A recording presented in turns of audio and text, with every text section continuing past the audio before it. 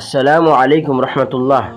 মাদ্রাসা দারুল উলুম বারাগুহালের বাচ্চারা কোরআন শরীফ তেলাওয়াত করছেন, আর এনারা এখন সূরা কাহাফ তেলাওয়াত করছেন জুমার নামাজের আগে।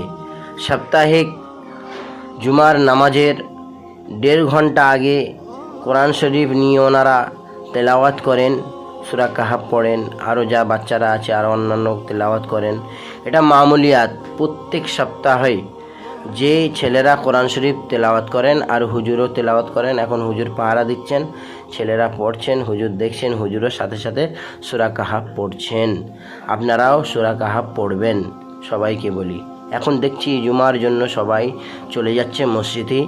এখন রাস্তায় বাচ্চারা এখন হাঁটা অবস্থায় আছে, এখন হেঁটে হেঁটে যাচ্ছে। সামনে মসজিদ আছে, মাদ্রাসার মসজিদ নয়, ওটা পাড়ার মসজিদ, ওখানে নামাজ পড়তে যায়। তার সাথে সাথে হুজুর নিগরানি করে নিয়ে যাচ্ছেন, সাথে করে বাচ্চাদেরকে। আলহামদুলিল্লাহ আলহামদুলিল্লাহ, খুবই ভালো লাগছে।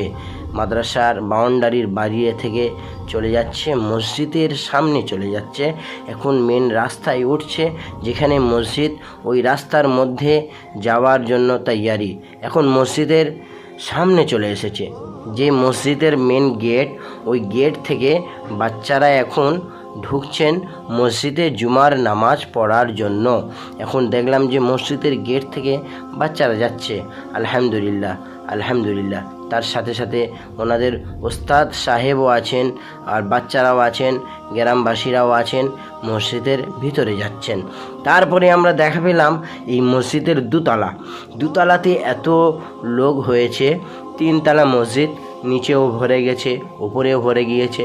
তারপরে দেখলাম মসজিদের নামাজ কমপ্লিট হয়ে যাওয়ার পরে বাচ্চারা সবাই লাইন ধরে সুন্দরভাবে গুছিয়ে সবাই আস্তে আস্তে করে মাদ্রাসার দিকে রওনা দিচ্ছেন।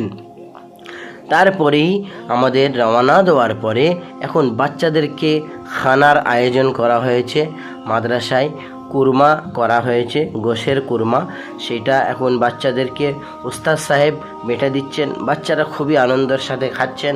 এখানে দেখলাম যে এখানে গোশত বাচ্চারা খেয়ে নিয়েছে।